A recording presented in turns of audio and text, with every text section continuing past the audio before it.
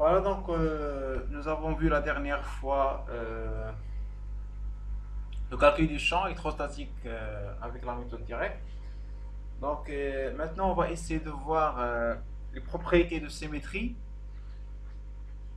du champ électrostatique. Donc on va, et bien sûr, il y a des invariances aussi. Donc on va commencer par les invariances.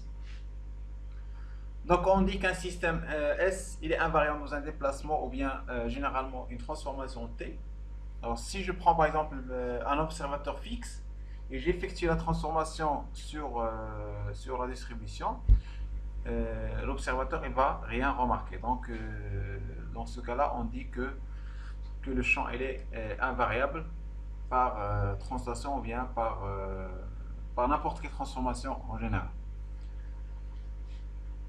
Donc, on va essayer de faire des exemples sur ça, comme ça pour. Donc, on va prendre voilà. Donc si je prends par exemple un cylindre infini, donc un cylindre infini par exemple, l'axe Z. Alors je dis que le champ créé par ce cylindre-là, donc je vais utiliser par exemple les coordonnées cylindriques. Donc le champ, en un point, n'importe quel point M, ça va être égal à une composante donc suivant R, qui dépend de R, de θ et de Z, suivant ER, plus une composante Eθ qui dépend bien sûr toujours de R, θ et Z suivant Eθ, plus une autre composante EZ qui dépend de R, de θ et de Z suivant EZ. D'accord? Donc ça c'est l'expression générale du champ créé par ces distributions-là. Alors, généralement, quand on étudie l'invariance, ça permet de réduire les variables. Donc, à votre avis, donc, si je vous dis que le cylindre il est infini, donc si je prends un observateur fixe ici, je le place ici,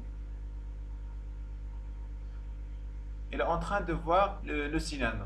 Alors moi, si j'effectue une translation suivant Z, soit dans ce sens-là ou bien dans ce sens-là, est-ce qu'il va remarquer l'observateur fixe? Est-ce qu'il va remarquer un changement? Donc il ne va rien remarquer, n'est-ce pas? Parce que le cylindre, il est infini. Donc devant lui, si j'effectue une translation suivant Z, l'observateur, il ne va rien remarquer. C'est clair? Donc on dit que la distribution, elle est invariante par translation suivant Z. Alors par contre, si le cylindre, par exemple, il est fini, si vous avez donc le cylindre fini, est-ce qu'il va y avoir, un changement ou non? Oui?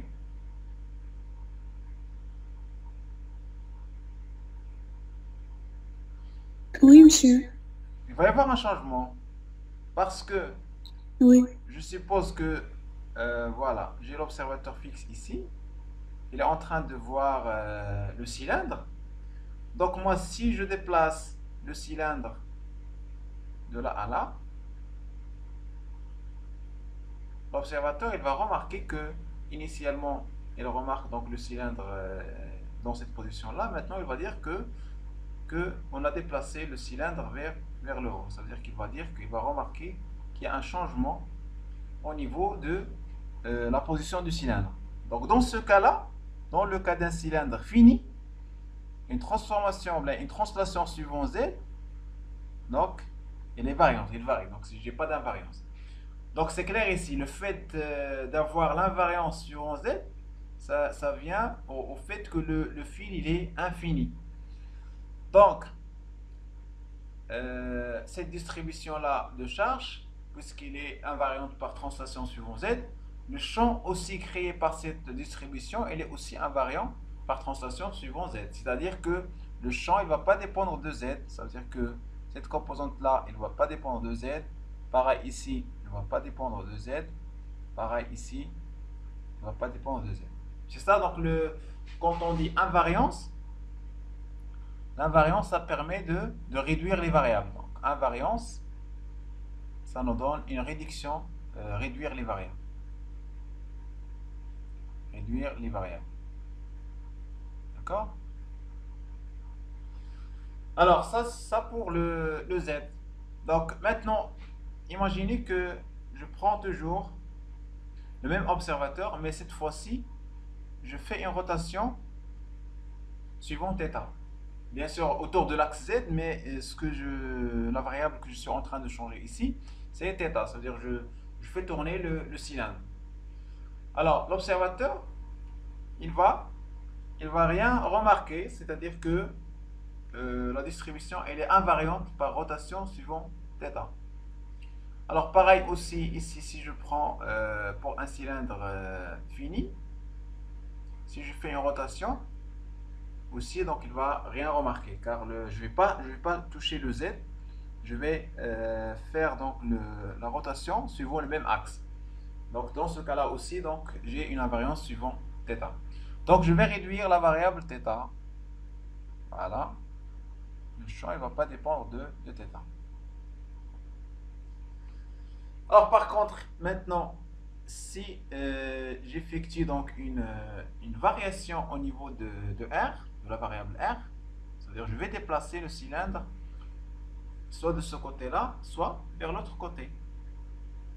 Alors, l'observateur, il va remarquer que soit le cylindre s'approche vers lui, soit qu'il s'éloigne. Donc je ne peux pas dire que le champ est invariant suivant R. Donc le champ il dépend de R. Donc ici, j'ai pas d'invariance suivant R. Et comme ça, on peut déduire que le champ il a une composante qui dépend seulement de R. Donc ça, c'est pour les invariances.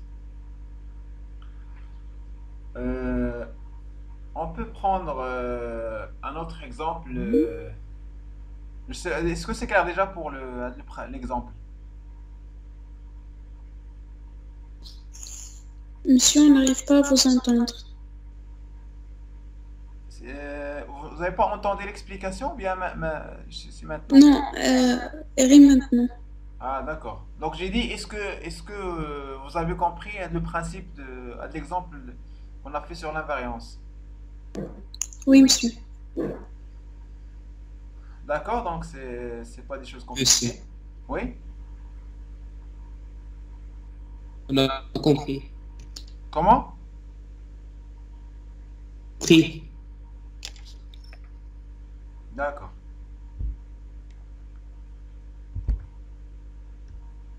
Donc on va passer maintenant à la symétrie. Donc on dit que un plan P est un plan de symétrie de la distribution de charge. Il faut avoir deux choses. La première chose, c'est que ce plan-là doit être un plan de symétrie déjà géométrique. Vous savez très bien, quand on dit plan de symétrie géométrique, ça veut dire que n'importe quel point que je prends dans la distribution, je vais trouver son symétrie par rapport à ce plan-là. Par exemple, si je prends un segment de droite, par exemple, comme ça, un segment de droite AB, on remarque ici que ce plan-là, qui passe par le milieu de ce segment-là, si je prends ce plan-là, par exemple, le plan est un plan de symétrie géométrique, c'est clair. Pourquoi? Parce que n'importe quel point que je prends du segment, je vais trouver son symétrie appartient au segment. Donc ça, c'est pour la symétrie géométrique. Maintenant, deuxième chose, il faut avoir une symétrie de la charge. Donc, deuxième point, il faut avoir symétrie de la charge. Ça veut dire quoi, symétrie de la charge? Ça veut dire, si je prends deux points dans la distribution, par exemple un point P et un point P', tel que P', c'est le point symétrique du point P par rapport au plan P. Donc ici c'est le plan P, c'est ça. Plan P. Alors si je prends deux points symétriques, je vais comparer les éléments de charge. Donc si je prends par exemple le segment AB, je sais que l'élément de charge des deux Q, donc c'est un élément de charge linéique. Donc par exemple ça. Voilà. Donc D2Q. Donc ici ça va être D2Q', l'élément de charge qui correspond au point P'. Donc pour dire que ce plan-là est un plan de symétrie de la distribution, il faut que ce soit les deux quantités de charge sont égaux. Ça veut dire que si je prends l'élément de charge ici, de ce point-là, elle est la même que cet élément de charge ici. Donc c'est ce que ça veut dire que c'est un plan de symétrie de charge. Donc si P est un plan de symétrie, ça veut dire de la distribution, alors pour n'importe quel point M qui appartient au plan P, E de M est contenu dans le plan P. Alors maintenant, si je prends le plan P, la propriété me dit que n'importe quel point que je prends dans le plan P, je sais que le champ il est contenu dans le plan. Bon, je ne sais pas encore la direction, mais je sais qu'il est contenu. Donc ça peut être comme ça, comme ça peut être comme ça. L'essentiel, c'est que le champ il est contenu dans le plan. Donc le champ E de M, il est contenu, donc ou bien appartient au plan P. Donc si j'ai un plan de symétrie, pour n'importe quel point M, faites attention ici, il faut que le point M appartient au plan P. J'insiste sur ça, car il y a pas mal d'erreurs qui se font donc à ce niveau-là. Donc il faut s'assurer, si vous dites par exemple ce plan est un plan de symétrie, il faut s'assurer que le point M sur lequel vous voulez donc déterminer la direction du champ, il faut que le point M appartient au plan P. Voilà, donc une fois je dis que le point M appartient au plan P, je déduis que le champ au niveau du point M, elle appartient au plan P. Donc ça c'est pour le plan de symétrie.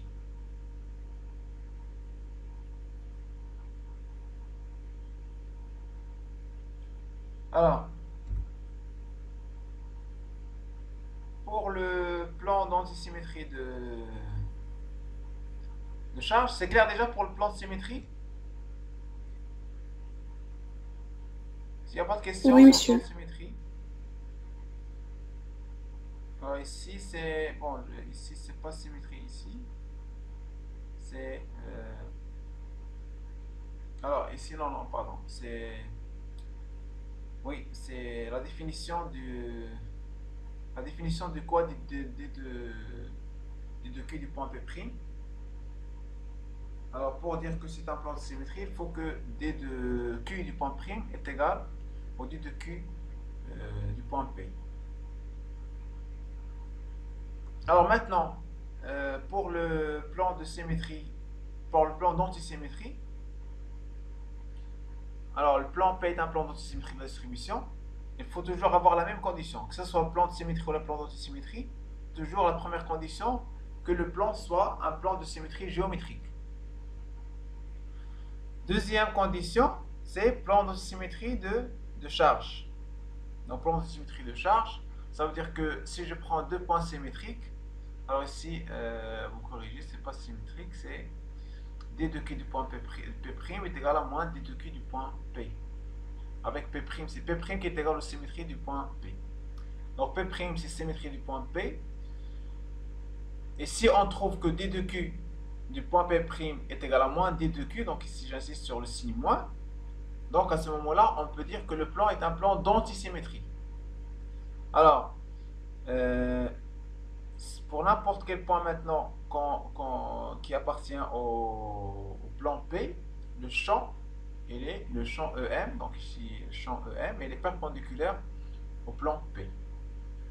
Donc pour trouver la direction du champ, il faut déjà soit avoir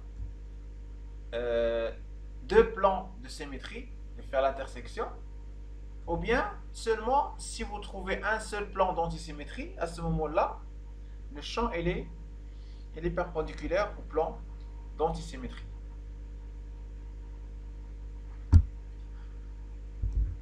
Donc une autre propriété qu'on a sur la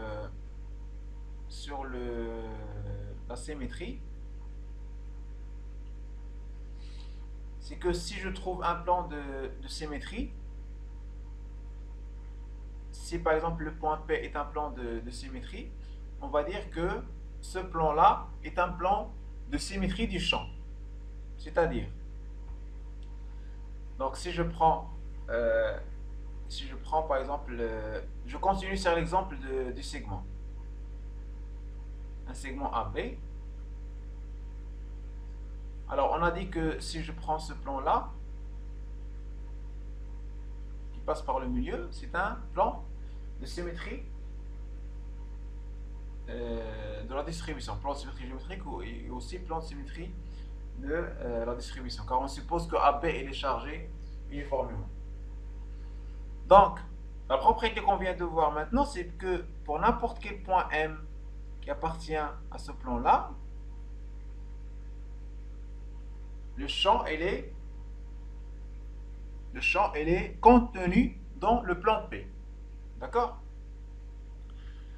Maintenant, on a une autre propriété qui dit si je prends deux points symétriques, alors par exemple ici M1, ici M1'. Donc, si on a P est un plan de symétrie, on a deux choses. La première chose qu'on vient de voir, qu'on a vu tout à l'heure, c'est quoi? C'est que E de M, il est contenu dans, ou bien donc appartient au plan P. Bien sûr, on sait que M, on sait bien sûr que le point M avec M appartient au plan P. Ça, c'est la propriété qu'on vient de voir maintenant sur la propriété du plan de symétrie. Si j'ai un plan de symétrie, pour n'importe quel point M qui appartient au plan, le champ il est contenu dans ce plan-là. Ça veut dire qu'on s'intéresse seulement au point qui appartient au plan. Maintenant, j'ai une deuxième propriété qui va lier n'importe quel deux points qui sont symétriques. Alors, cette propriété-là, il dit que le plan de symétrie est un plan de symétrie du champ. Plan de symétrie. Plan de symétrie du champ.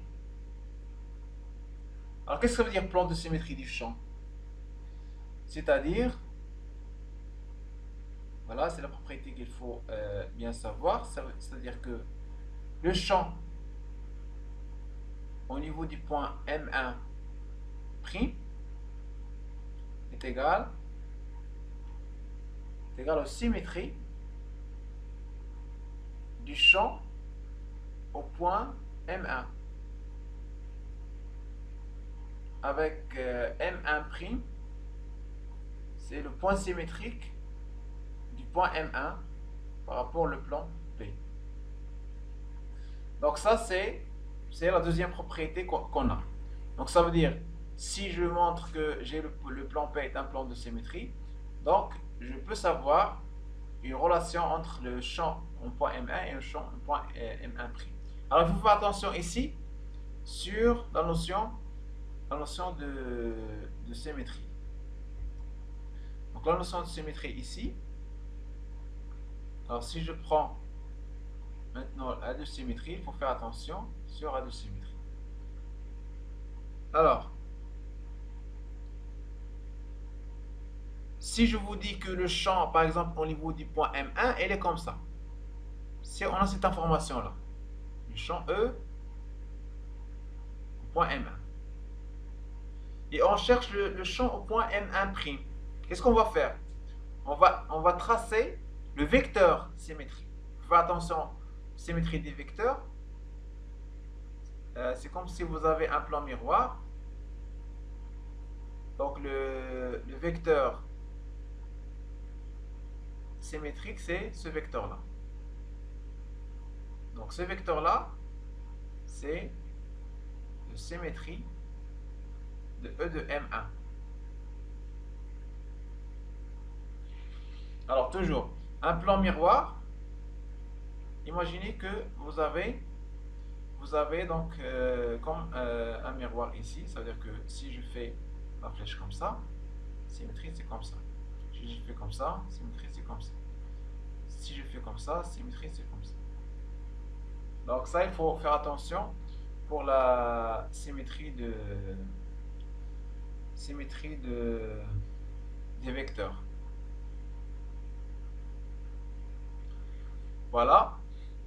Donc une fois que je trouve la symétrie de E de M, finalement je vais dire que le champ au niveau du point M', ce n'est que le symétrie. Ça veut dire que c'est le même vecteur. Ça veut dire que ce champ au niveau du point M1', ce champ-là, ce n'est que symétrie de E de M1. Donc ça veut dire que c'est ce vecteur-là. Donc ça c'est pour les propriétés de symétrie. Alors si par exemple on sait d'avance que le champ il est suivant cet axe-là, on va déduire que la symétrie va être dans ce sens-là. Donc dans ce cas-là, on va voir qu'on a un signe moins. Donc ça veut dire que le champ ici, c'est moins de le champ ici. Ça veut dire que la fonction du champ ici, elle est une fonction qui est impaire. Maintenant, si j'ai un plan P maintenant, si j'ai le plan P, un plan d'antisymétrie. Plan d'antisymétrie. Alors, si j'ai un plan d'antisymétrie, qu'est-ce qu'on a dit? Donc, deux propriétés. La première, c'est que donc le champ il est perpendiculaire cette fois-ci pour n'importe quel point M qui appartient, donc E de M, il est perpendiculaire au plan P. Donc pour n'importe quel point M appartenant au plan P, il faut faire attention, le champ il est perpendiculaire au plan P. Deuxième propriété, c'est que c'est un plan maintenant d'antisymétrie du champ. Plan d'antisymétrie du champ. Symétrie du champ. Ça veut dire quoi, plan de symétrie du champ? Ça veut dire que le champ on a un point M1' est égal au moins, ici, est égal moins symétrie de E de M1. C'est-à-dire que si je reviens ici, si je vous dis ici que le plan est un plan d'antisymétrie, on va déduire que le champ c'est pas contenu. Le champ pour n'importe quel point qui appartient au plan, le champ il est perpendiculaire. Et si je prends deux points symétriques, le champ est égal à moins. Donc ça veut dire dans ce cas-là, je vais prendre le moins. Ça veut dire c'est pas ce vecteur-là qui est en rouge, il va être moins le symétrie. Il va être dans ce sens-là. Si j'ai dans cette situation-là, le symétrie, moins le symétrie, ça va être dans ce sens-là. Donc là, il faut faire attention sur la notion de symétrie. Donc c'est clair pour la symétrie? Oui, monsieur. Alors, on va continuer sur cet exemple-là du cylindre. Donc, alors quels sont les plans de symétrie si je prends le cylindre?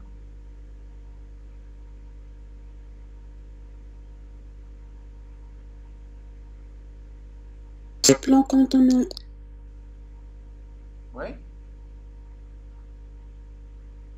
Le plan contenant quoi? l'axe Z Oui, le plan qui contient l'axe Z. Oui. C'est un plan. de symétrie. C'est un plan de symétrie, exactement. Donc, qu'est-ce qu'on peut déduire? Monsieur, Oui.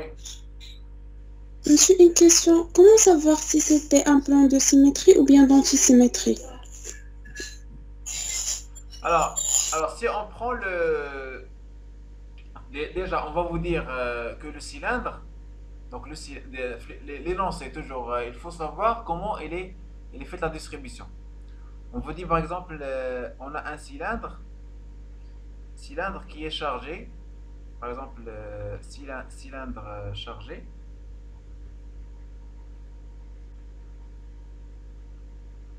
cylindre volumique par exemple, chargé, avec une densité. Ici, on insiste que la densité elle est uniforme. Uniforme, rho. Une densité volumique rho est uniforme. Voilà, donc le cylindre maintenant, il est chargé avec une densité uniforme rho. Alors, ce qu'on va faire, on va prendre le plan qui passe par Z. Le plan qui passe par Z, c'est ce plan-là par exemple, qui contient l'axe Z. Et bien sûr, il doit passer par un point M. Donc on prend un point M dans l'espace et le champ, donc il est, c'est-à-dire le champ, on s'intéresse au champ au niveau du point M. Alors maintenant, comment on va montrer que le plan P est un plan de symétrie? Alors le plan P, il passe par l'axe OZ. On sait très bien que c'est un plan de symétrie géométrique. Parce que n'importe quel point que je prends dans le cylindre, je devais trouver donc son symétrie qui appartient au cylindre. Maintenant, pour montrer la symétrie de charge, qu'est-ce qu'on va faire? On va prendre deux points symétriques. Alors, on va faire comme ça. Par exemple, on va essayer de voir une vue comme ça, de ce sens-là. Qu'est-ce qu'on va voir? Quand on va vers une vue de dessus, donc on va voir le cylindre comme ça, en haut. Et on va voir le plan qui passe par l'axe. Et on va voir le point M ici. Et on va voir donc l'axe Z ici. L'axe Z, voilà, il est dans ce sens-là. Donc le Z. Alors qu'est-ce qu'on va faire? On va prendre l'élément. Alors on va prendre déjà deux points au niveau de la distribution. Donc si je prends ici un point P, puisque c'est un plan de symétrie géométrique, automatiquement je vais trouver le point P'. Le point P' symétrique par rapport au point P. Donc P', c'est la symétrie du point P par rapport au plan P.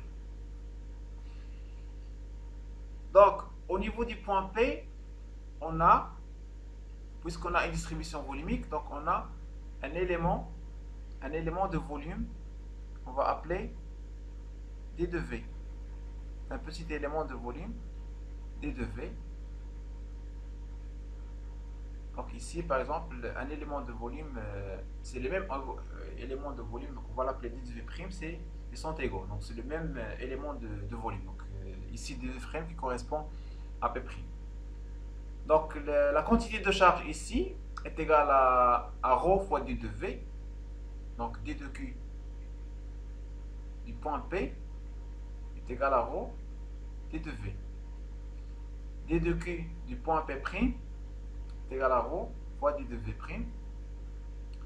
Donc ici, puisqu'on a ρ, il est uniforme, donc on a la même ρ. Donc le même volume, donc automatiquement on obtient que d de q de p' est égal à d de q. Donc on a vérifié maintenant que le plan P est un plan de symétrie géométrique et ensuite est un plan de symétrie de la charge. Ça veut dire que les deux points P et P', ils ont la même charge. Donc c'est un plan de symétrie. Mais est-ce que ça est suffisant pour trouver la direction? Donc, puisque le plan P est un plan de symétrie, ça veut dire quoi? Ça veut dire que le E de M, maintenant, on va déduire que E de M, elle est contenue dans le plan P.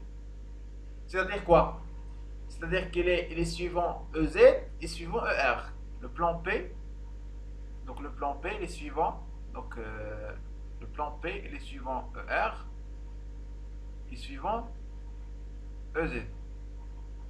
C'est-à-dire maintenant, l'expression générale du champ, on peut éliminer seulement la composante suivant Eθ.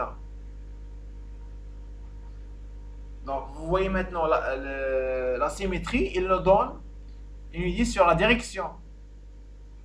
Donc on va éliminer Eθ, mais il va nous rester ER et EZ. Mais nous, on veut la direction. Alors qu'est-ce qu'on doit faire? Soit qu'on doit chercher un autre plan de symétrie, soit on doit trouver un plan d'antisymétrie. Alors à votre avis? Monsieur, Oui? monsieur, pourquoi on a éliminé Eθ? Parce que on a bien compris que le champ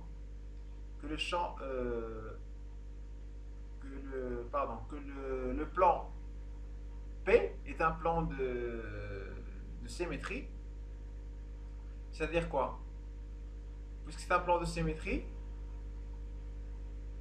qu'est-ce qu'on peut dire puisque c'est un plan de symétrie? Le plan P est un plan de symétrie. Et le point M appartient à ce plan-là. Donc, qu'est-ce qu'on peut déduire? Oui? On peut déduire que... Oui? Un variable par rapport à Eθ? Non, c'est pas un variable. Donc ici, on traite la direction. Ça veut dire que le champ n'est pas suivant Eθ. Le champ, il est contenu dans le plan P. Le champ, il est contenu dans le plan P. On a dit que puisque le plan P est un plan de symétrie, donc le champ, il est contenu dans le plan P. Le plan P, c'est quoi le plan P? Alors, plan P, c'est quoi? À votre avis? C'est le plan qui passe par M, qui est dirigé par ER Et EZ. et EZ. Très bien. Ça veut dire, puisque ce plan-là est un plan de symétrie, le champ, pour n'importe quel point qui appartient à ce plan, il est contenu dans ce plan-là. Puisqu'il est contenu dans ce plan-là, ça veut dire qu'il est suivant ER et suivant EZ. Ça veut dire que la composante suivant Eθ, elle est nulle. Ça veut dire que cette composante-là, elle est nulle.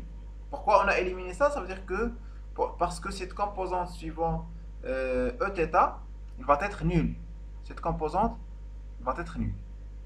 C'est la symétrie qui nous a donné ça. Donc le plan P qui passe par M et qui est dirigé par ER et EZ, il est un plan de symétrie. Donc le champ il est contenu dans ce plan-là. Alors mais nous on veut savoir une seule direction. Alors à votre avis, qu'est-ce qu'on va faire?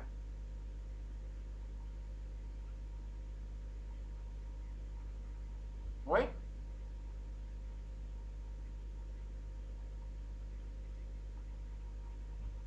On va penser à un autre plan de symétrie. Si on ne trouve pas un autre plan de symétrie, on va penser à un plan d'antisymétrie. Donc, ici, puisque le cylindre il est infini, je vais dire le plan qui passe par M et qui coupe le cylindre en deux. Alors ça veut dire ce plan-là. Imaginez ce plan-là. Alors ce plan qui passe par M.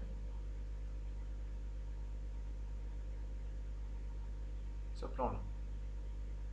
Le plan P'.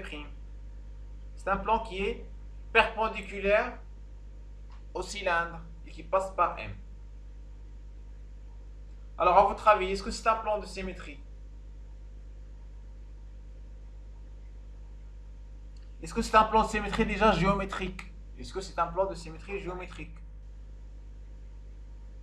Le plan P'? Oui. Oui, monsieur. Pourquoi? Monsieur, parce que le cylindre est infini. Exactement, Donc, parce que le cylindre il est infini, voilà. Donc si je prends, ça c'est la première condition. Deuxième condition, c'est le fait que si je prends maintenant deux points symétriques, un point par exemple ici, et un autre point symétrique ici, l'élément de volume de 2V ici, et l'élément de volume de 2V ici, ils vont contenir la même charge. Pourquoi? Parce que on a une charge qui est uniforme. Donc il faut faire attention à ça. Puisqu'on a une charge qui est uniforme avec une densité ρ, ça veut dire que le même élément de volume va contenir la même charge. Donc les deux points symétriques, ils vont contenir la même charge. Donc c'est la même charge, donc c'est un plan de symétrie de charge. Donc P' est un plan de symétrie de charge. Donc P', donc on va dire P' c'est le plan qui passe par M. Donc le plan P', c'est le plan qui passe par M et qui est dirigé par ER et par Eθ. N'est-ce pas? Donc ça nous donne une information que le champ il est contenu dans ce plan-là. Ça veut dire que le champ E de M il est contenu dans le plan P'. Ce plan P' il est dirigé par ER et par Eθ. Ça veut dire que la composante suivant Z, ça va être donc nul. Ça veut dire que cette composante-là, ça va être égal à 0. Comme ça, donc le champ est suivant ER. Ou bien on peut dire que, puisque le champ appartient à P et le champ appartient à P', donc le champ appartient à l'intersection des deux plans. Donc le champ au point M appartient à l'intersection de P et P'. Cette intersection, c'est les suivants ER. C'est la droite qui est suivant ER. Donc c'est une droite qui est dirigée par ER. Donc, et on remarque que finalement, donc le champ au point M est égal seulement à une composante ER qui dépend seulement de R. Ça vient du fait de l'invariance et qui est dirigée par ER, maintenant qui vient des propriétés de symétrie. Voilà, on a obtenu maintenant la direction du champ. Est-ce que c'est clair pour les propriétés de symétrie?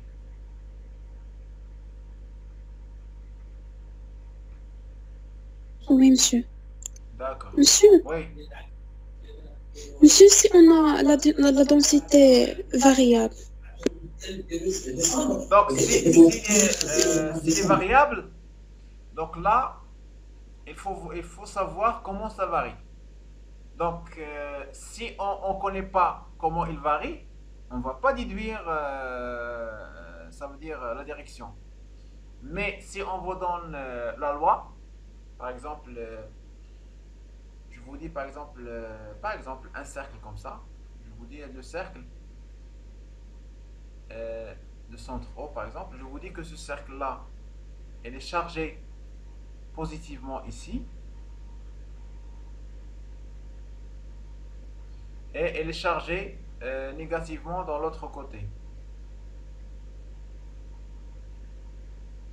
Mais je vous dis que la distribution négative et positive, ça veut dire que en norme, c'est la même chose. Ça veut dire que la densité ici, c'est pas grande par rapport à la densité ici.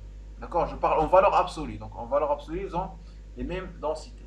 Comme ça, pour avoir seulement le signe moins. Ça veut dire si je prends, par exemple, un élément de charge ici, l'élément de charge, il est chargé positivement.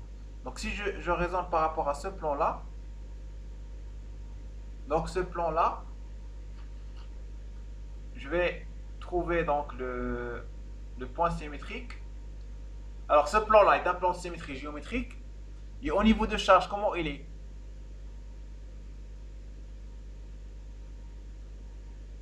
Comment il est au niveau des charges? Opposé. Opposé, ça veut dire donc ce plan-là est un plan d'antisymétrie. N'est-ce pas? Oui.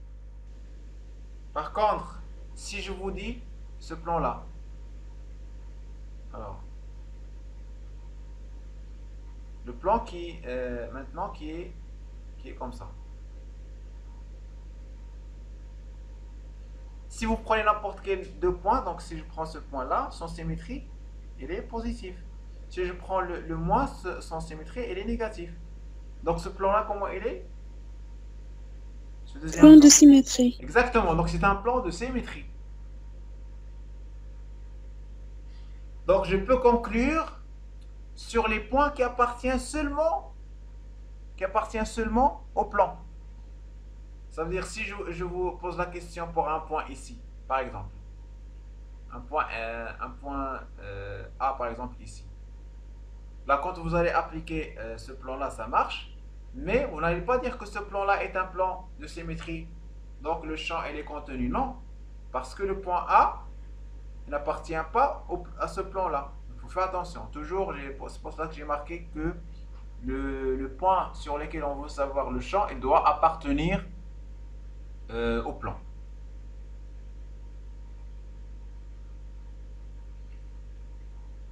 C'est bon pour la symétrie maintenant? Il n'y a pas d'autres Oui, questions? monsieur, merci.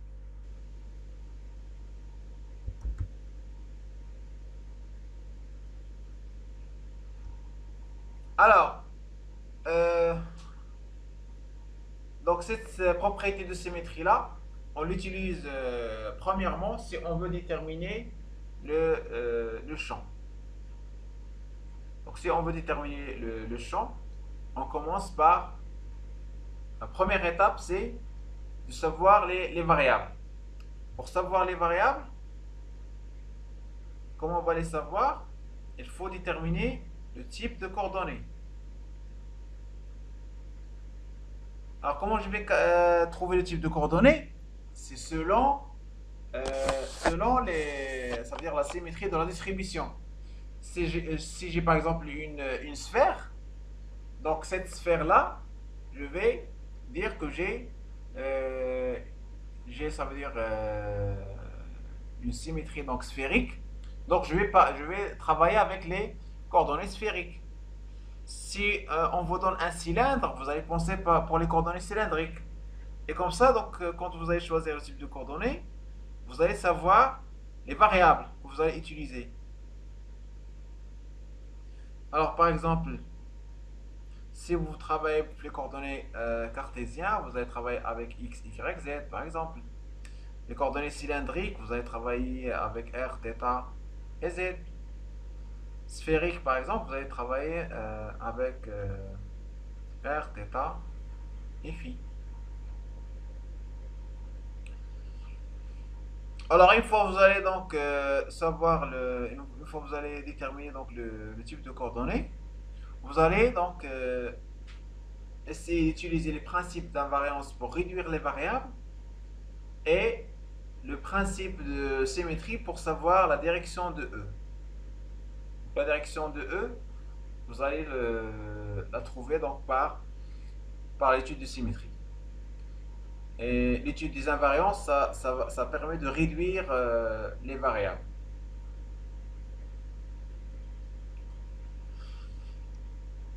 Donc c'est bon pour pour les propriétés de symétrie? Oui, monsieur. Alors, si on prend l'exemple d'un fil infini, un autre exemple d'un fil infini.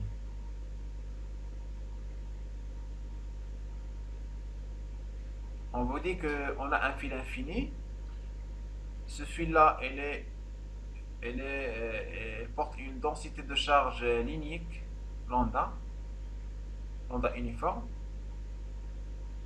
Et on vous demande de trouver la direction de E. Alors, comment on va faire? Donc, un fil infini, l'axe Z par exemple, fil infini d'axe Z, et on vous demande de trouver donc la direction du champ. Comment on va faire?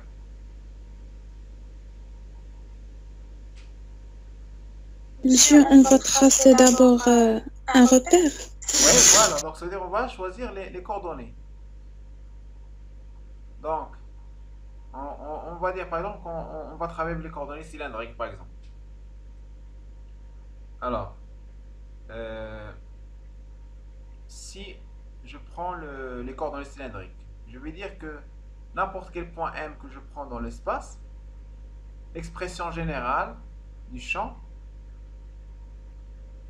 est égale à une composante suivant R qui dépend de R, θ et Z suivant ER, plus une composante Eθ qui dépend de R, θ, Z suivant Eθ, plus une composante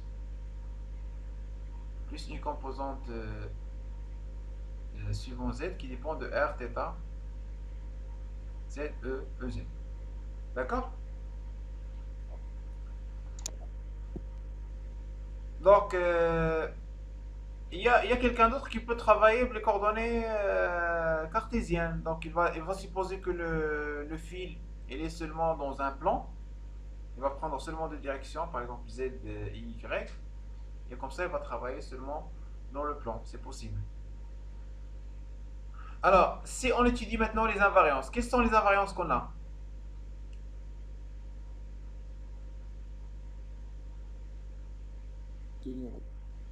Oui? E, E, E, R et Z aussi. Comment? E, R et Z. E, Z. Voilà, on a une invariance suivant Z parce que le fil il est infini. Alors si le fil il est infini, il n'est pas, si le fil il est fini, on n'aura pas cette invariance. Donc le Z, le champ, il ne va pas dépendre de Z. Oui, si je fais une rotation du Aussi θ. aussi Et θ. Voilà, exactement. Donc si je fais θ, pareil. Donc je vais pas avoir. Donc je vais avoir seulement une composante suivant R. Maintenant pour la symétrie. L'étude de symétrie pour avoir la direction. Il est symétrique par rapport à ER. Comment? Comment symétrie par rapport Monsieur, à on va tracer un plan appartenant au point M R? Oui. et qui divise le fil infini. Voilà, donc premier plan déjà, c'est le plan qui passe par M et qui est perpendiculaire au fil. Donc c'est le plan donc P est égal, il contient le point M et qui est orienté suivant ER et suivant Eθ. Oui, donc c'est un plan de symétrie parce que le fil est infini et lambda il est uniforme sur le fil. Vous voyez quoi d'autre? Monsieur, on va tracer un autre plan Oui. perpendiculaire.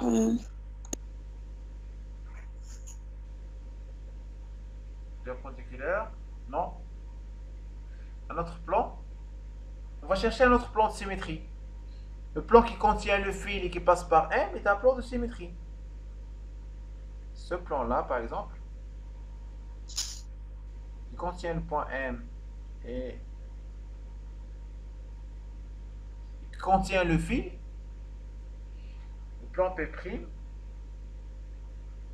qui est égal, donc M, qui contient le point M et qui contient le fil, donc suivant EZ et suivant ER. Donc ce plan-là est un plan de symétrie. Donc puisque c'est un plan de symétrie, donc le champ au point M, il va appartenir à l'intersection de ces deux plans-là. Donc cette intersection ça va donner ER. Qui est suivant ER. Voilà, ça veut dire que maintenant, finalement, le champ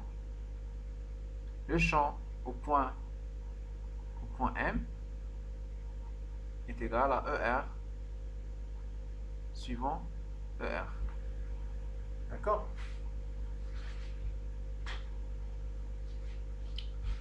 Alors, donc ça c'est pour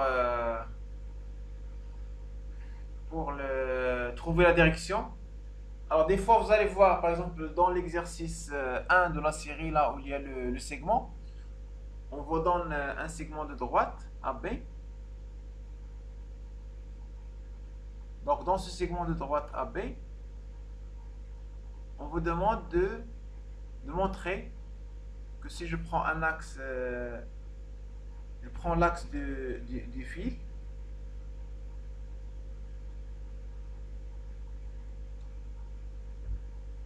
alors si l'axe du fil, donc du segment, c'est l'axe X par exemple,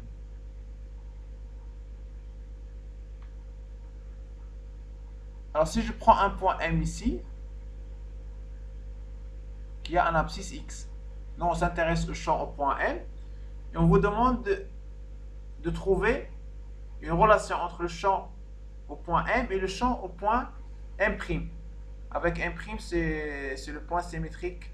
C'est le point symétrique du point M. Ça veut dire le point M il est situé quelque part ici, le point M', qui a l'abscisse moins X. Donc, en général, quand on vous demande de comparer les champs entre deux points symétriques, vous allez penser au plan de symétrie. Donc là, vous allez dire que il faut penser au plan qui nous donne la symétrie entre ces deux points-là. C'est quel plan? C'est le plan qui passe par le centre de... AB. Voilà, par le centre de segment AB et qui est perpendiculaire au segment AB. Donc si j'ai ici le point O, donc ce plan-là, ce plan P, est un plan de symétrie parce que le segment il est uniformément chargé avec une charge lambda. Donc le plan P ici est un plan de symétrie. Alors qu'est-ce qu'on va déduire à partir de la première propriété?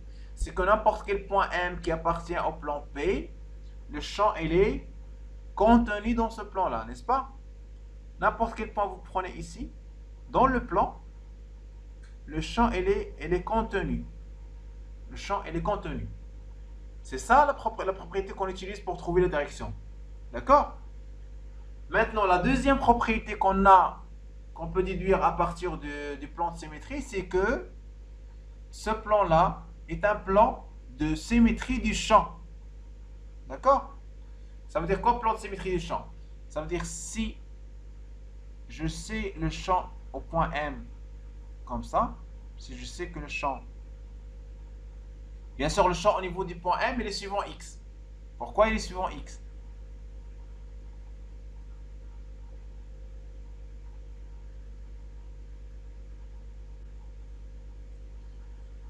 Parce que si je prends n'importe quel élément de segment, élément linéaire de segment, je trace l'élément de champ, elle est toujours suivant EX. Car le point M appartient à X. Donc toujours j'ai l'élément de champ, elle est suivant X. Donc la somme des éléments du champ, elle est suivant X. Alors la propriété maintenant que le plan est un plan de symétrie du champ, c'est-à-dire que le champ au point M' est égal aux symétries du champ au point M. C'est ce que ça veut dire P est un plan de symétrie du champ. Alors qu'est-ce qu'on va faire? On va tracer donc le symétrie, le champ symétrie, le vecteur symétrie de ce vecteur-là. Alors toujours, c'est comme vous avez un plan miroir. Si vous voyez le vecteur flux miroir, il va être dans ce sens-là, comme ça. Donc ça c'est symétrie du champ. C'est ce vecteur-là. Maintenant, le champ au niveau du point M' est égal à ce symétrie-là. C'est-à-dire que le champ, c'est la même chose que ce champ-là. Donc, bien sûr, ils sont égaux en ordre. Donc, on déduit que maintenant, le champ au niveau de M' est égal, donc E au niveau du point M' est égal à moins E de M. C'est clair? Il faut distinguer entre les deux choses, donc au niveau de la symétrie. Il faut distinguer pour les points qui appartiennent au plan de symétrie et les deux points qui sont symétriques par rapport à ce plan-là. Alors, on a deux propriétés qu'il faut distinguer.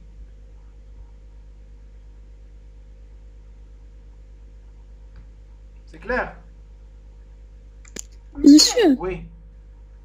monsieur EM' égale à moins EM.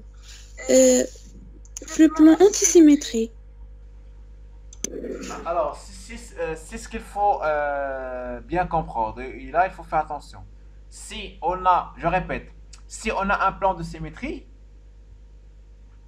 la propriété nous dit que si j'ai un plan de symétrie, ce plan-là est un plan de symétrie du champ. Qu'est-ce que ça veut dire plan de symétrie du champ? C'est ça. Plan de symétrie du champ, ça veut dire que le champ du point M' est égal aux symétries. Vecteur symétrie. Cette symétrie-là, c'est le vecteur symétrie. C'est ce qu'il vous dit la propriété. Ça veut dire que vous avez un plan ici.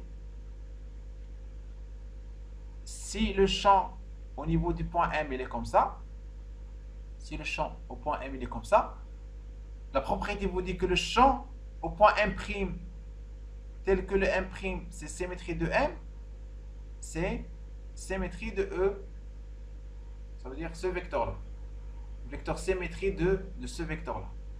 Comment vous allez savoir ce vecteur symétrie? Vous allez raisonner comme vous avez un miroir ici. Et le plan miroir, il va vous donner le vecteur symétrie. Ce vecteur-là, c'est le vecteur symétrique. Symétrie de E. Donc la propriété de symétrie, il nous dit que le champ au point M' est égal au vecteur symétrie. Ça veut dire dans ce cas-là, le champ au point M', c'est le même vecteur ici, c'est ce vecteur-là. C'est ce vecteur-là. C'est le même vecteur. Alors dans ce cas-là, je peux dire ni moins ni plus par rapport à eux. Car ici le champ E', ici, le champ E', il n'a pas la même direction que E. Donc je ne peux pas déduire une relation directe entre E et E'. Par contre ici, quand j'ai trouvé le symétrie, j'ai trouvé qu'il est suivant X. Et puisqu'ils ont la même norme, donc je vois que ce vecteur-là, il est orienté dans ce sens-là, et le vecteur, il est orienté dans ce sens-là. Alors maintenant, si par exemple, si on vous donne un segment comme ça, je vais faire un autre exemple. Un segment AB, mais cette fois-ci, ce segment-là, il est chargé négativement ici. Et de l'autre côté, il est chargé positivement.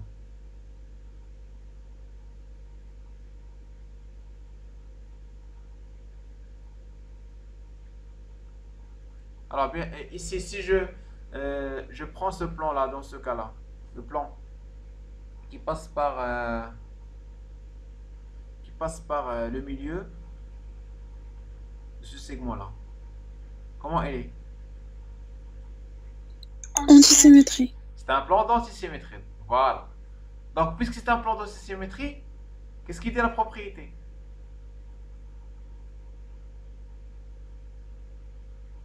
Alors, ce plan P est un plan d'antisymétrie. Donc, la propriété, il nous dit quoi? EM perpendiculaire au plan d'antisymétrie. Oui, pour les points qui appartiennent au plan P. Mais maintenant, moi, je Oui. veux comparer entre deux points symétriques, M et M'. Deux points symétriques, M et M' par rapport à ce plan-là. Je sais que pour n'importe quel point que je prends dans le plan, le champ est perpendiculaire. Ça, c'est la première propriété. Deuxième propriété, si je prends deux points symétriques,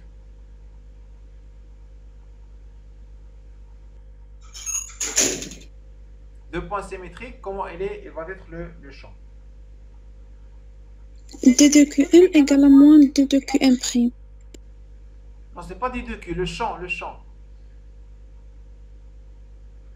EM. Oui. Si je vous dis que EM le champ égale à moins EM'. égale à moins symétrie.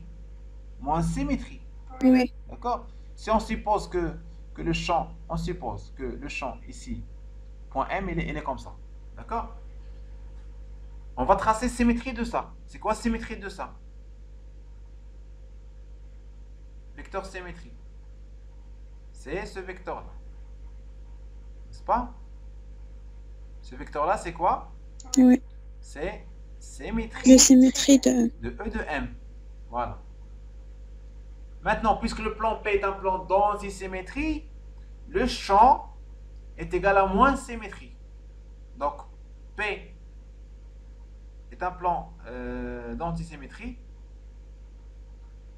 implique que le champ au point M' est égal à moins symétrie de E de M.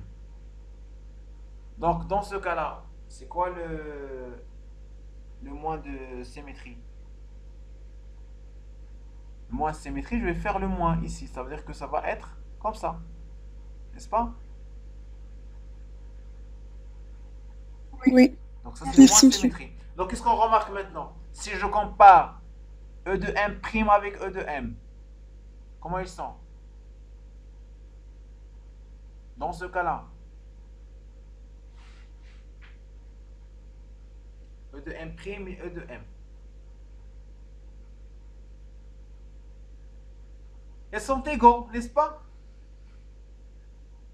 Oui. Moins EM. Voilà, donc E', c'est pas, on va pas faire moins. Donc E' de M' est égal à E de M directement. D'accord?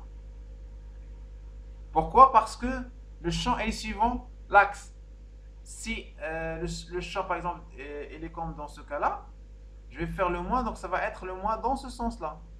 Ça va être comme ça. Donc si je fais le moins dans ce sens-là, j'ai pas de relation entre ce champ-là et ce vecteur-là. D'accord? De dire directement c'est moins ou bien c'est. D'accord? Donc il faut bien comprendre Oui, cette merci. propriété-là. Voilà, je vous en prie. Donc cette propriété-là qu'il faut faire attention sur cette propriété.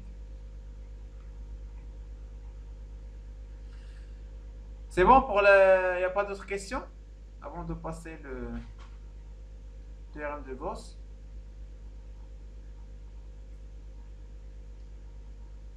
Oui?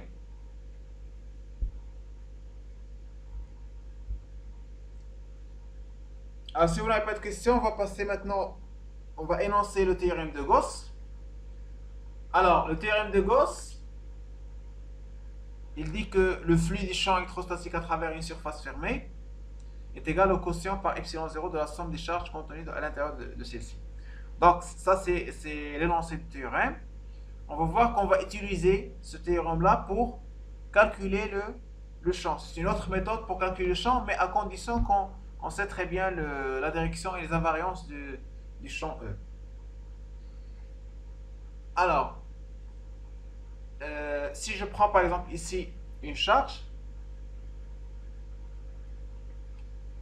Q par exemple, une charge positive, alors cette charge-là, elle crée un champ dans l'espace. Comment est ce champ-là? C'est un champ qui est radial, comme ça.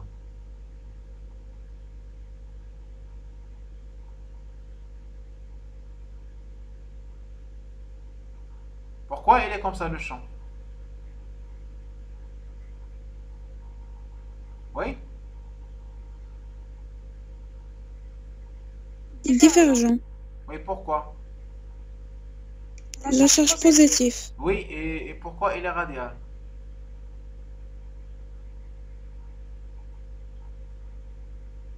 Parce que vous savez très bien que le champ est égal, le champ en un point M, créé par une charge ponctuelle, ER. hein, c'est plus Q sur 4pi epsilon 0. Bon, si la charge Q il est positionnée au point O, ici par exemple O, donc ça va être la distance R au carré suivant ER. Clair? Ça, c'est l'expression du champ.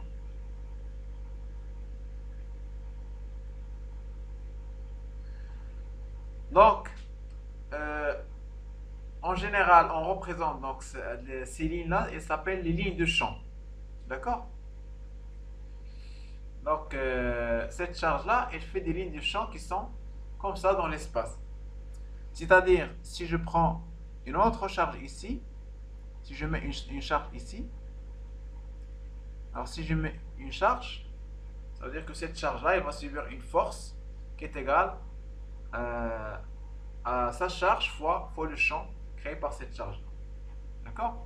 Donc cette représentation, ça permet de nous donner une représentation des lignes de champ. Alors maintenant, théorème de Gauss, qu'est-ce qu'il dit? C'est-à-dire, si je prends n'importe quelle surface, par exemple, je prends par exemple une surface, une sphère, comme ça, la condition de la surface que cette surface soit fermée. Quand on fait ce signe-là dans l'intégrale, c'est pour indiquer que la surface, elle est fermée. Donc c'est quoi la surface fermée ici de la sphère? C'est la surface qui contient toute la sphère. D'accord? C'est une surface qui est fermée. Par contre, si... Monsieur, oui. j'ai pas bien compris comment ça ferme. Alors, toujours, pensez que surface fermée, ça englobe un volume, d'accord? Un volume qui est étanche, c'est-à-dire, imaginez que vous remplissez la sphère par un liquide, et cette surface-là, elle est étanche, c'est-à-dire elle est fermée. Il ne va pas y avoir de fluide de ce liquide-là, d'accord?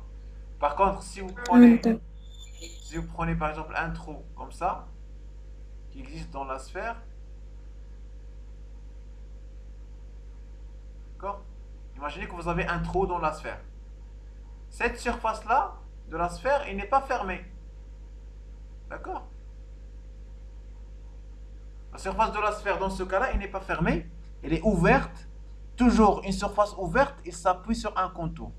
Donc cette surface-là, elle va s'appuyer sur un contour fermé, sur ce contour-là. Donc il faut ajouter cette surface-là pour dire que la surface, elle est fermée. Donc il faut avoir aussi cette surface-là. D'accord? Alors, par exemple, si je prends un cube, alors, si je considère que toutes les surfaces de ce cube-là, l'union de ces surfaces, c'est une surface fermée. D'accord?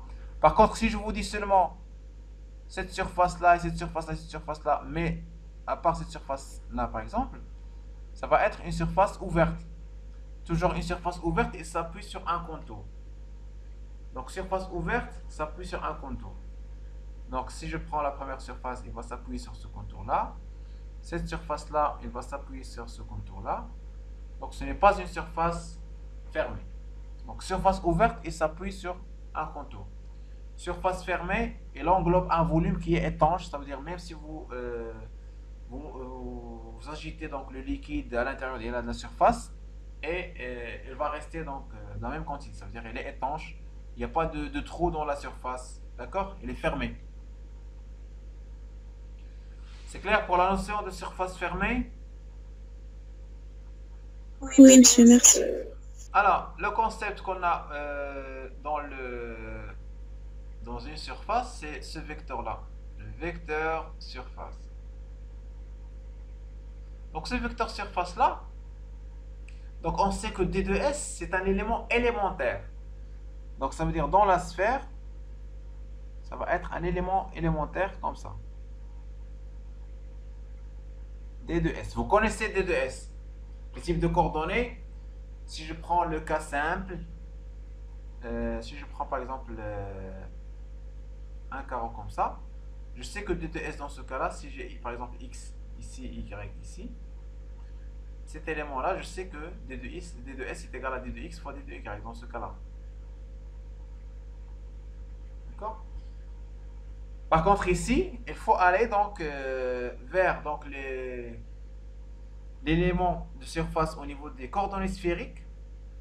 Et vous allez voir que c'est égal à r carré sinus θ d de θ d de phi. Donc c'est l'élément de surface. D'accord? L'élément de surface algébrique. Je ne parle pas de vecteur maintenant. C'est clair? Donc la valeur de d de s, vous la connaissez. Ça dépend de chaque type de coordonnées. Si je prends par exemple un cercle, l'élément de surface dans le cercle, c'est d de r, donc c'est r d de r, d de θ. Donc l'élément de surface, c'est d de r, r d de r, d de θ. Maintenant, on parle de vecteur d de s.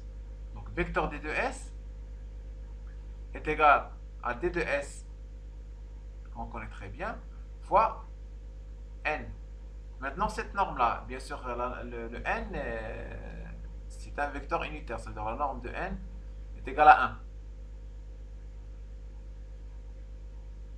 Donc, dans le cas d'une surface fermée, le n, on peut ajouter ici ext, extérieur, ça veut dire extérieur.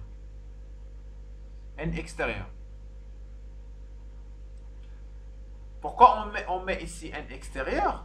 Parce que en général, on va traiter cette année-là seulement des surfaces fermées. Ça veut dire que le n extérieur, toujours, il est orienté de l'intérieur vers l'extérieur. Toujours une surface fermée, le n extérieur, il est orienté de l'intérieur vers l'extérieur. C'est clair?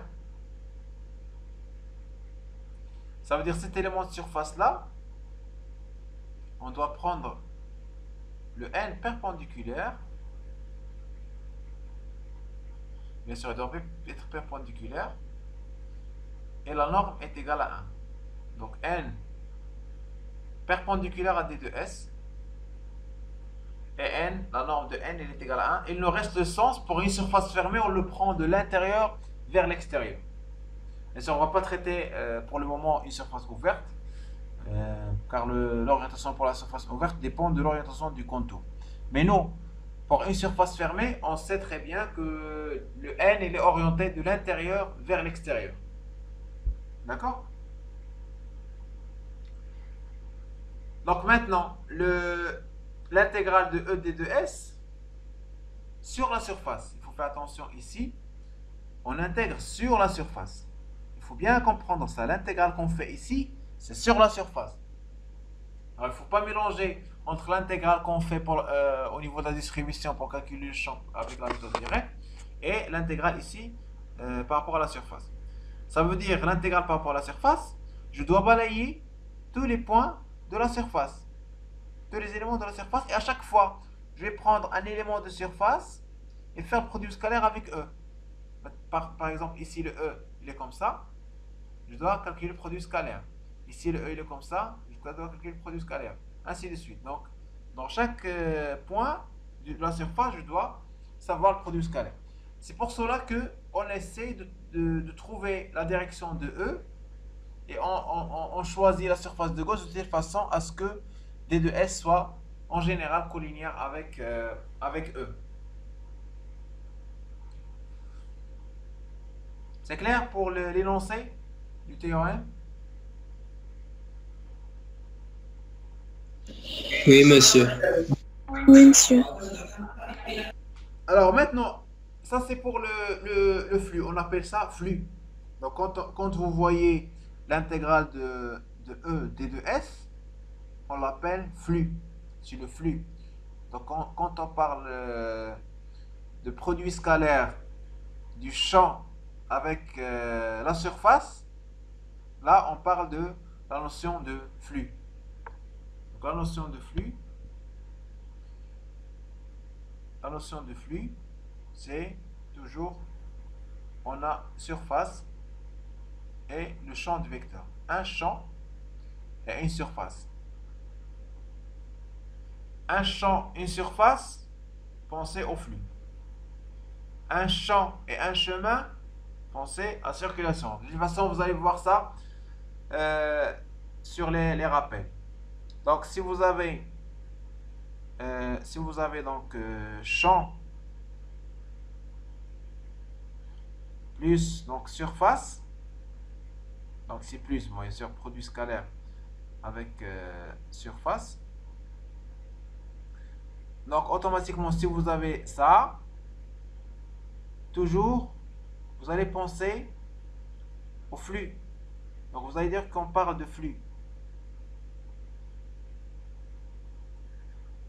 Maintenant, si on a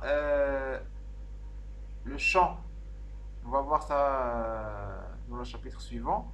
Si on parle de champ avec chemin, quand vous avez vu la mécanique, la notion du travail, donc quand on parle de champ fois un chemin, par exemple AP, D de L, donc ici on va penser à la circulation.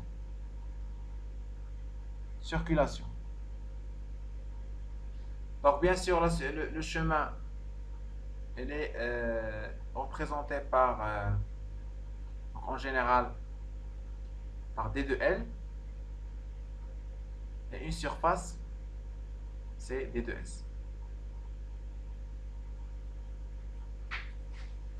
Donc, ce flux-là, le théorème de Gauss, il nous dit que le flux qui traverse une surface fermée est égal à Q intérieur sur epsilon 0. Ça veut dire est égal à l'ensemble des charges qui sont à l'intérieur de cette surface-là. Donc si vous choisissez cette surface-là, vous allez dire que le flux à travers cette surface-là est égal à la somme des charges qui sont à l'intérieur de la surface divisé par epsilon 0. S'il n'y a pas de charge à l'intérieur de la surface, ça veut dire que la charge intérieure, la somme des charges intérieures égale à 0. Donc ça c'est pour l'énoncé du théorème de Gauss. Maintenant, si on vous demande d'appliquer le théorème de Gauss pour calculer par exemple le champ créé par le fil infini. On voit ici que on a étudié les symétries, on a étudié les invariances et on a trouvé l'expression du champ. Bon, c'est pas l'expression, on a trouvé que la direction du champ. On a trouvé que le champ, elle est suivant ER et dépend de R. Donc, il est suivant ER et il dépend de R. Alors maintenant, si on vous demande de trouver l'expression du champ en utilisant le théorème de Gauss, qu'est-ce qu'on va faire?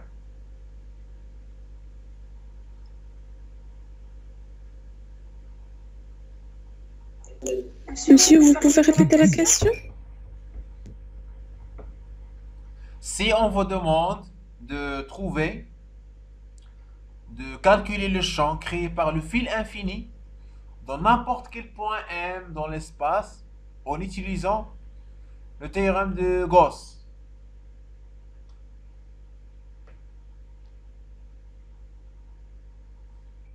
on doit savoir d'abord les variances. Oui, alors on a fait ça. Donc sur le Ah, fil, oui, bien sûr, on doit savoir les invariances, on doit savoir la direction. Et on choisit la surface. maintenant, on va choisir la surface. Mais voilà, comment on va choisir la surface? C'est ça la question.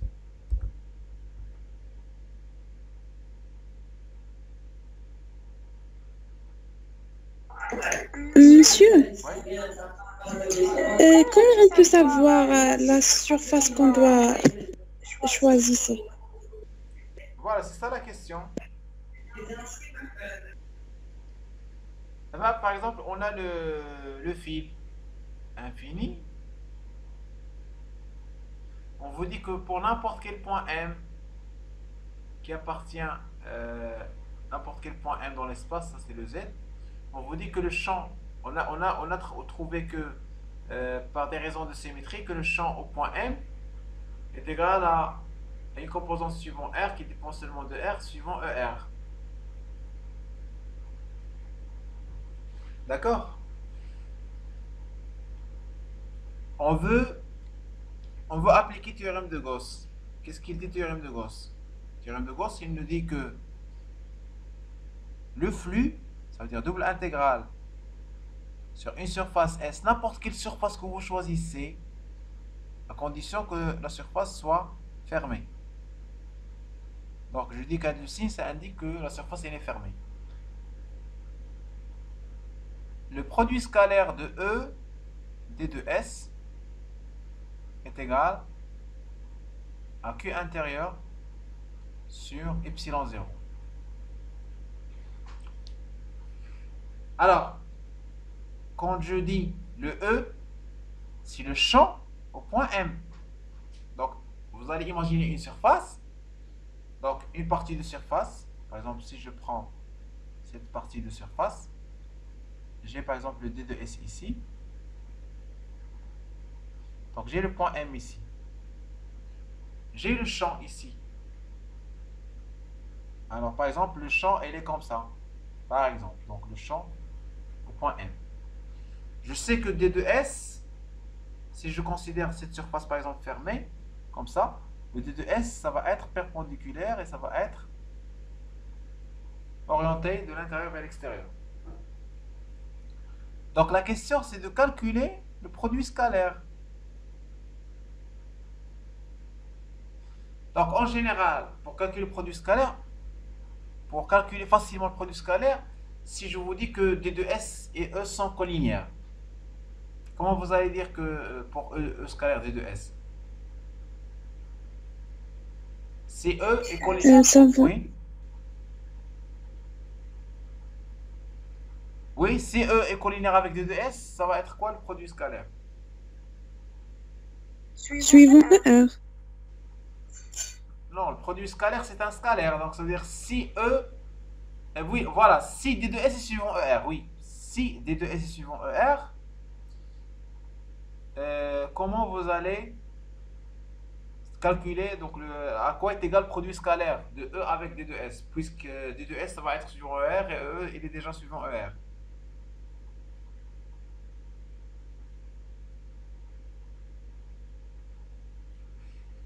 Oui?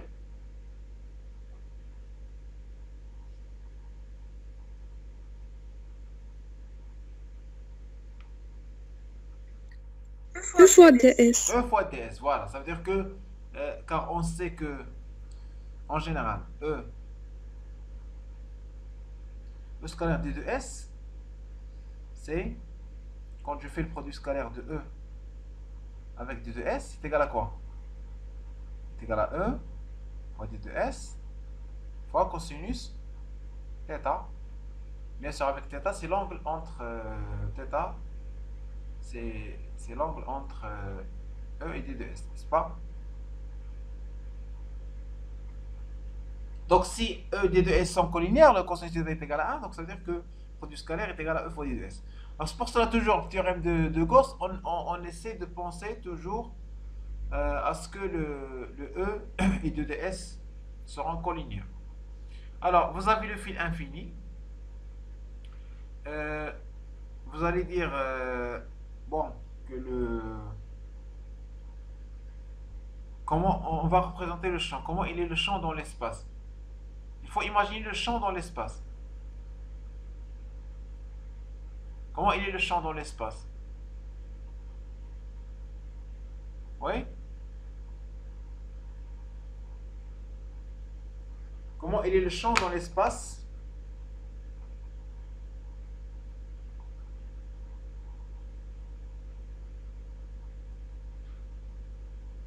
Oui?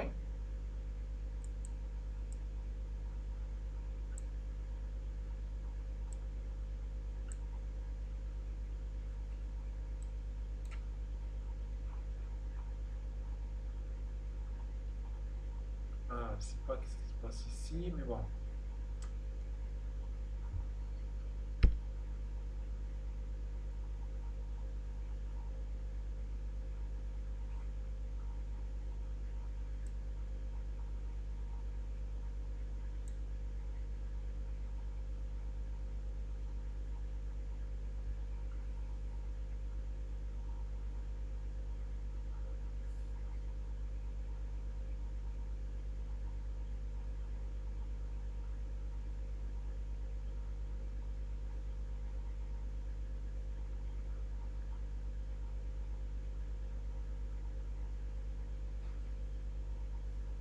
Alors, on va imaginer le champ dans l'espace.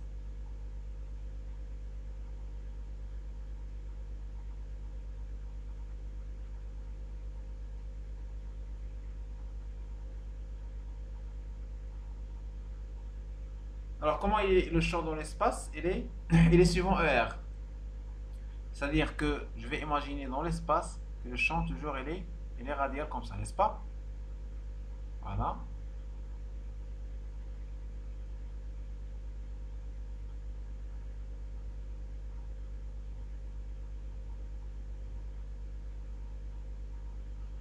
Alors, comment je vais choisir la surface, à votre avis? Monsieur, un cylindre? Un cylindre, pourquoi? Je sais pas, monsieur. J'ai juste choisi. Oui, c'est vrai, ça va être un cylindre, mais on va expliquer pourquoi. Alors, je vais... Il y a un variant Oui, suivant Z et suivant θ. oui. Il y a un variant suivant l'axe Z et suivant la rotation θ. Le choix du cylindre, c'est pour cela on a choisi le cylindre.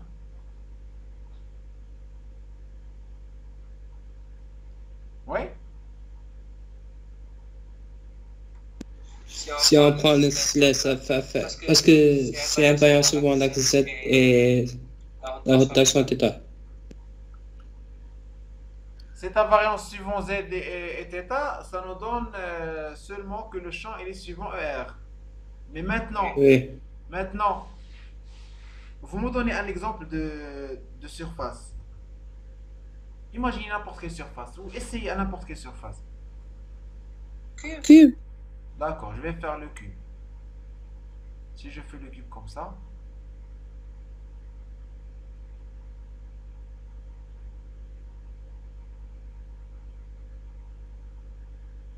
alors si je fais un cube,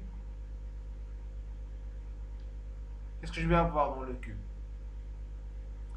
Alors je sais dans le cube que le D de S elle est perpendiculaire. D'accord? Je dois savoir D de S comment elle est avec le champ. Alors est-ce que je peux calculer facilement le produit scalaire ici? Oui, monsieur. Non. Si je fais du vide dessus, qu'est-ce que je vais voir?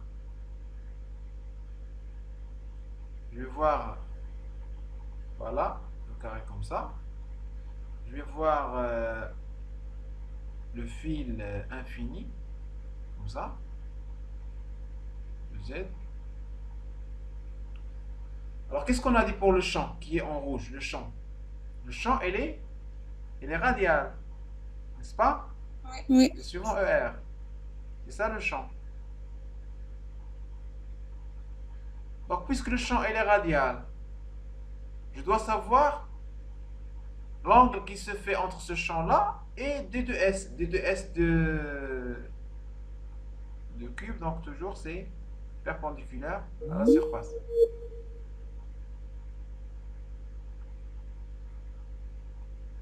C'est clair?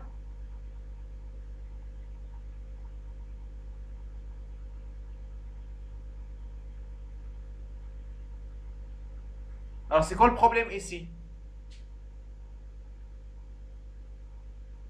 Oui?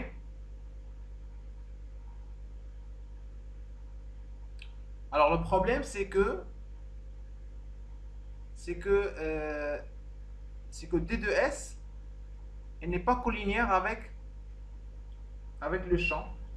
Donc, le choix de cube dans ce cas-là, c'est pas valable. Donc, car on a toujours un angle entre le champ et le D2S. Donc on va s'arrêter là et après on va continuer donc la séance prochaine.